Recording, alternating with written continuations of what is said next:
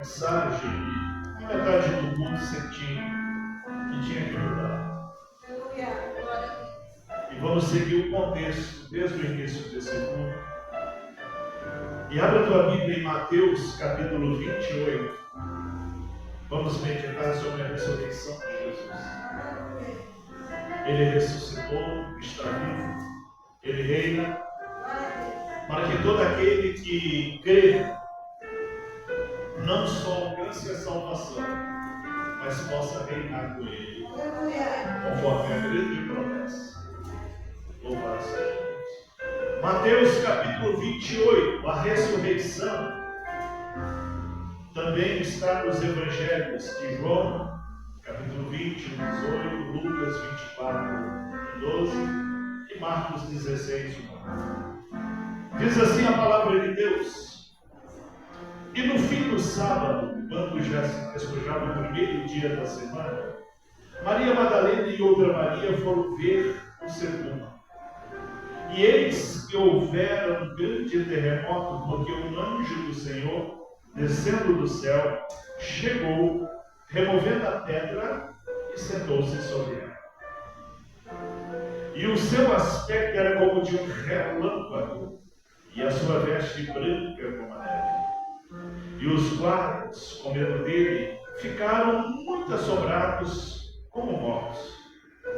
Mas o anjo, respondendo, disse às mulheres: não tenhais medo, pois eu sei que buscai a Jesus, que foi crucificado.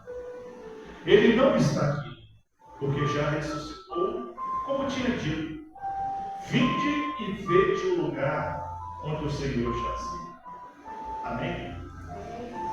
Soberano Deus e amado Pai, fale aos nossos corações, trazendo a revelação da sua vontade. Encha-nos, ó Deus, com a sua glória, com o seu poder, para que possamos compreender algo novo de ti. Encha-nos, ó Deus, do teu Espírito, em nome de Jesus. Amém. Louvado seja Deus, que o nome do Senhor permaneça louvado e glorificado em nosso meio. E hoje é um culto memorial ao qual nós lembramos da morte e ressurreição de Jesus. E é também um momento em que devemos renovar nossa fé, a nossa confiança e a nossa esperança na ressurreição. O que diferencia o cristianismo das outras religiões é a certeza da ressurreição. É a certeza de uma vida eterna. Apesar que o mundo tem perdido o temor, apesar que o mundo tem esfriado, apesar que as pessoas já não temem mais o futuro depois da morte, mas nós que cremos no Evangelho de Jesus Cristo, vivemos a esperança de que um dia morreremos sim, porque esse é o salário do pecado. Essa é a sentença para o nosso corpo. Esse corpo físico já tem uma sentença para ele. Ele vai morrer. Mas existe uma promessa. Aquele que crê em Jesus, ainda que morra, viverá. Louvado seja Deus. E esse ainda morra, viverá significa a grande promessa, a grande expectativa de ser um cristão. A nossa ansiedade de saber que um dia essa vida vai passar. De que um dia esse cansaço, essa fadiga, essa angústia, as injustiças que sofremos, as perseguições, é a certeza que isso um dia vai acabar e que teremos uma vida eterna de paz. De paz. Muitos vivem como loucos, fazendo planos e planos, projetos e projetos. Muitos vivem aí de uma forma desvairada, tentando de alguma maneira, de alguma forma, dar um certo valor àquilo que adquire, àquilo que possui. E o sentido da vida dessas pessoas é o hoje. e um amanhã não muito longe. Alguns têm filhos e temem não ver os filhos crescer. Alguns veem os filhos crescer, mas temem não conhecer os netos. Alguns até conhecem os netos, mas talvez não tenham esperança de conhecer bisnetos, tataranetos, de viver o privilégio de uma vida longa, de uma vida em que possa contemplar muitas coisas nessa terra. Mas o certo é que vivendo pouco ou vivendo muito, um dia aquele que crê em Jesus ressuscitará para viver eternamente. E a primeira promessa da ressurreição é de governarmos a terra durante 1000 anos com Jesus. Glória a Deus. Antes que venha o grande julgamento de todas as coisas. Haveremos de servir ao reino já ressuscitados, já com o corpo glorificado, e quem estiver vivo, o corpo transformado. Haveremos de viver uma eternidade coberta pela glória e pelo poder do Senhor. Haveremos de viver uma eternidade a qual o Senhor preparou para nós. Porque ao ressuscitar, Ele diz: eu vou preparar lugar, para que onde eu esteja, vós estejais também. Louvado seja Deus. E assim, se nós cremos na ressurreição, se nós temos a esperança da ressurreição, se nós temos uma vida pautada por um viver eternamente com Cristo, essa vida desde já precisa ser moldada pelo caráter do Evangelho de Jesus. E viver conforme o Evangelho é renúncia, tem um preço. Viver conforme o Evangelho é morrer para nós mesmos. E o que significa morrer para nós mesmos? As nossas vontades, os nossos desejos, aquilo que é importante para nós, não pode ter uma importância maior do que as promessas da vida eterna. Portanto, hoje abrimos mão sim de alguns privilégios, abrimos mão de alguns sonhos, abrimos mão de alguns projetos de vida, em razão de uma esperança de um reino glorioso, em que estaremos com Cristo governando a terra, em que estaremos com Cristo conduzindo, aleluia, conforme a vontade de Deus. Nesse tempo não haverá mais morte, porque não existirá mais pecado. E a morte, ela é consequência do pecado, ela é o salário do pecado. Depois que ressuscitarmos, não experimentaremos mais a morte, porque comeremos da árvore da vida, haveremos de viver eternamente, conforme foi o plano inicial de Deus para a humanidade, conforme foi o projeto inicial de Deus para a humanidade. E se a pessoa crê que o principal da vida é uma curta fase dessa terra, e aí, se a esperança do ser humano for apenas nessa vida, essa pessoa é a mais falível de todas. Essa pessoa é a que tem menos expectativa em Deus. Recentemente teve uma reunião de grandes líderes mundiais em que vazou a conversa deles, não sabemos se proposital ou se vazou mesmo, em que falavam sobre longevidade, em que falavam sobre os investimentos que estão fazendo no avanço da ciência, porque o plano deles é viver 150 anos. Parece muito. E dependendo do aperfeiçoamento da ciência, é possível. dependendo do avanço tecnológico, é possível. Só que para nós cristãos, 150 anos é apenas um século e meio, de séculos e séculos, de milhares e milhares de anos, de uma eternidade que foi preparada para nós. Por mais que viver 150 anos lúcido, com saúde, com estrutura para isso, pareça ser bom, a expectativa dessas pessoas é pequena demais diante daquilo que é a promessa do Senhor. Diante daquilo que é a promessa do Rei. Louvado seja Deus. Me fez lembrar agora um grande líder brasileiro religioso, em que ele dizia que ele estava pronto para ir para a Rússia para se formar em medicina, que era o sonho, era o projeto de vida, quando descobriu que Jesus cura. E viu que o milagre era muito mais eficiente do que a ciência.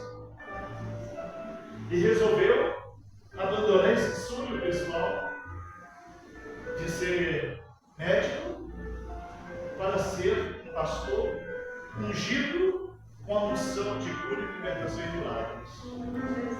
Louvado seja Deus. E assim podemos dizer a esses líderes mundiais que pretendem viver 150 anos com saúde lúcidos e governando, é muito pouco diante de uma promessa de uma eternidade. Porque quando olhamos com os olhos espirituais, podemos contemplar as coisas muito além daquele que é o nosso limite. Porque quando analisamos por uma perspectiva espiritual, nós podemos enxergar, vislumbrar uma vida plena. Jesus falou: o diabo veio para matar, roubar e destruir, mas eu vim para que tenha vida plena. O que é vida plena? Uma vida que segue, uma vida que continua. E ao falar sobre a plenitude da vida, ele falava sobre a vida eterna. Ele falava sobre o dia da ressurreição dos mortos. Ele falava da grande esperança que os seus seguidores tinham de que a vida não acabava no dia da morte, mas que havia a maior das esperanças, a vida eterna. Louvado seja Deus. E como prova da ressurreição, Jesus apareceu para Maria Madalena e outra Maria, que foram no túmulo. Porque era uma tradição de se levar aromas, de se fazer ali um ritual de celebração em honra à vida daquela pessoa que estava sepultada ali. E foram para cumprir essa tradição de levar perfumes, aromas, como existe hoje uma tradição de, no dia dos finados, as pessoas levam flores, visitam os túmulos dos entes queridos, em honra, em memória, em lembrança do que aquela pessoa representa, em honra, em memória, em lembrança do que aquela pessoa viveu e proporcionou. Assim também naquele tempo havia a tradição de se após o sepulcro, de se ir lá e fazer essa visita e oferecer alguns aromas, alguns perfumes. E elas foram com esse intuito mesmo, sabendo que Jesus tinha anunciado que ressuscitaria, mas a nossa mente humana não consegue contemplar as coisas espirituais até que somos tomados pelo Espírito. E ao chegar lá, que viram que a pedra tinha rompido, que o túmulo estava aberto, perceberam que havia um ser lá dentro muito glorioso, que resplandecia como a luz de um relâmpago. E que esse ser estava de vestes brancas, e hoje na escola bíblica estudamos sobre as vestes brancas. Aleluia. Que representa uma certeza de inocente, um sinal de que foi julgado como inocente. E assim como aquele que estava ali sentado sobre aquela pedra, vestido de vestes brancas, reluzente, assim também há uma promessa para os que creem nesse Jesus, de que um dia também vestirá vestes brancas, como sinal de um julgamento inocente, como sinal de virtudes que não são dele, mas que foram comprados e pagos pela vida de Jesus, o inocente. Louvado seja Deus. Existe, assim como aquelas mulheres puderam ver ali naquele dia da ressurreição, que o Jesus que adoravam e que buscavam não estava morto, mas estava vivo, porque ele ressuscitou. Esta também é a esperança para os que creem. Esta também é a esperança para aqueles que esperam. Essa também é a esperança para aqueles que abrem mão da sua própria vida,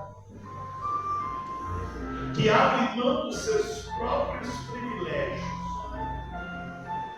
das ofertas de Satanás, que não poupou o próprio Jesus e também fez ofertas a ele.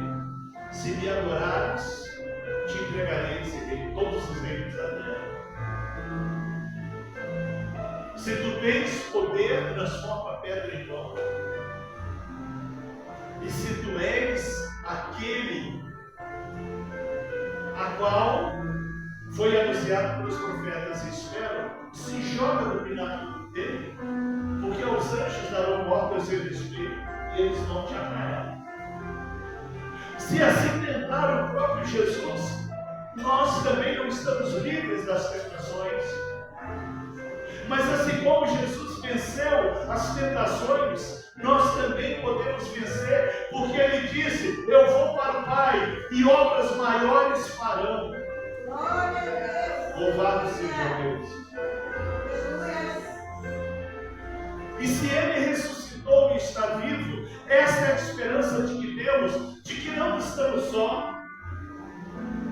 Assim como foi a outra grande promessa dele para a igreja: eis que estarei convosco todos os dias até a consumação dos séculos. Basta clamar, basta orar, basta falar com ele em oração, basta colocar em prática o Evangelho. A palavra não é para ser escutada, como bem lembrou Tiago, mas para ser praticada. A palavra ela não é apenas um redemoinho, mas a palavra é um poder transformador que leva a nossa vida para um outro patamar, que nos tira de uma condição humana material e nos leva para uma condição humana espiritual.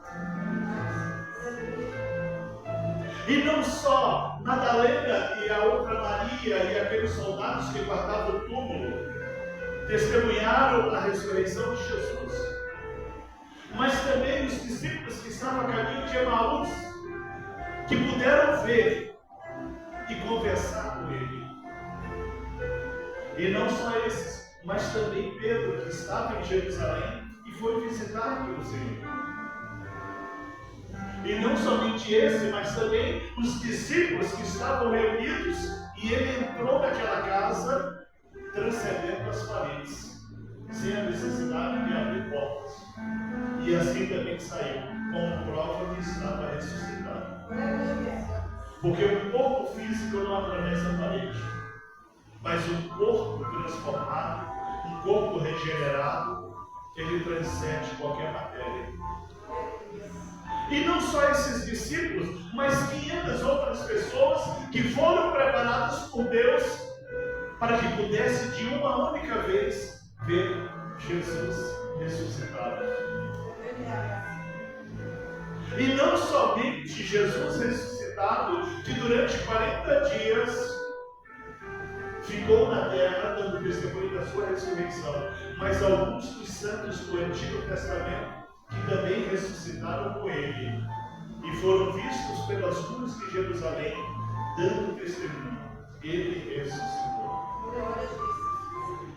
Louvado seja Deus. E é essa também a nossa esperança. E é esse também o objetivo da nossa fé. O objetivo da nossa fé é preparar o nosso espírito para que volte para Deus. Porque o nosso corpo, ele já tem uma sentença. Por causa do pecado, ele vai morrer. Não tem como escapar. Porque o salário do pecado é a morte. Então todos os corpos irão morrer.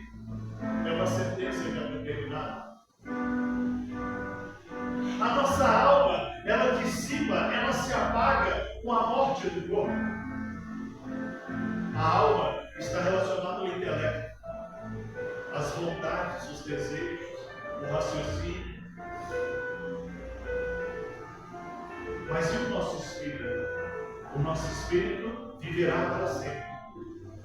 O nosso espírito é eterno. Como o nosso espírito é eterno, existe uma promessa de que o nosso corpo também ressuscitará como o corpo de Jesus para novamente revestir o espírito. Aleluia. Glória a Deus. Porém, não será mais esse corpo doentio, não será mais esse corpo faminto, não será mais esse corpo movido pela depravação humana, não será mais esse corpo movido pelas intenções e pelos desejos próprios, mas será um corpo regenerado, movido pela glória e pela vontade de Deus. Será um corpo tomado pela glória e pela autoridade do Senhor.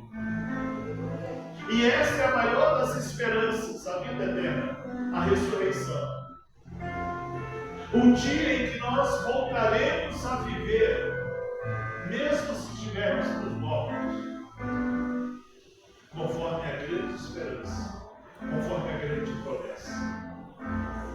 E isso é o que faz a diferença em nossa fé.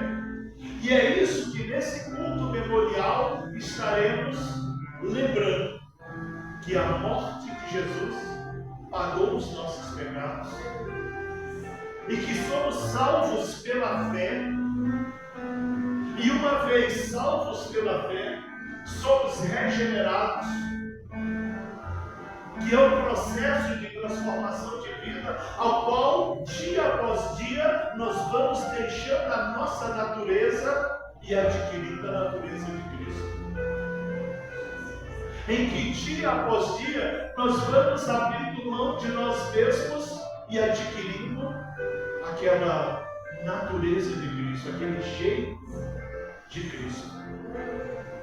Louvado seja Deus. E que dia após dia nós vamos sendo moldados por um novo caráter, por uma nova personalidade, para sermos adoradores e excelentes. Porque quando aquela mulher samaritana conversou com Jesus e ele falou sobre a fonte de água viva, que aquele que bebe dessa água jamais terá sede, ela compreendeu que ele falava das coisas eternas. Ela compreendeu que ele era o profeta dos profetas. Ela compreendeu que ele era o Messias anunciado pelos profetas. E ela ali se converteu, sabendo que nós somos adoradores e que havia chegado o tempo em que haveríamos de adorar o Senhor em todo tempo, em todo lugar. E a razão da nossa existência não é exercer uma profissão com excelência. A razão da nossa existência não é ocupar uma posição de destaque na igreja ou na sociedade. A razão da nossa existência é adorar o Senhor.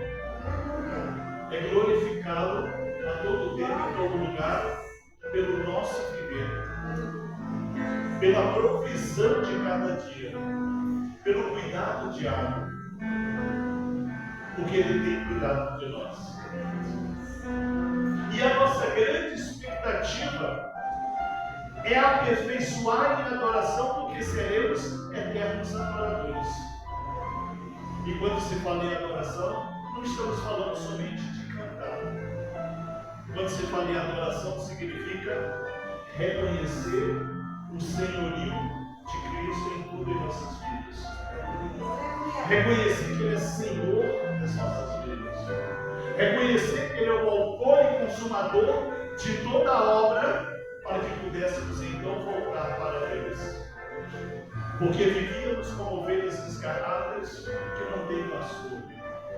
Mas Ele teve a misericórdia de nós e se fez maldição em nosso lugar, passando por uma cruz em nosso lugar, em substituição a cada um de nós,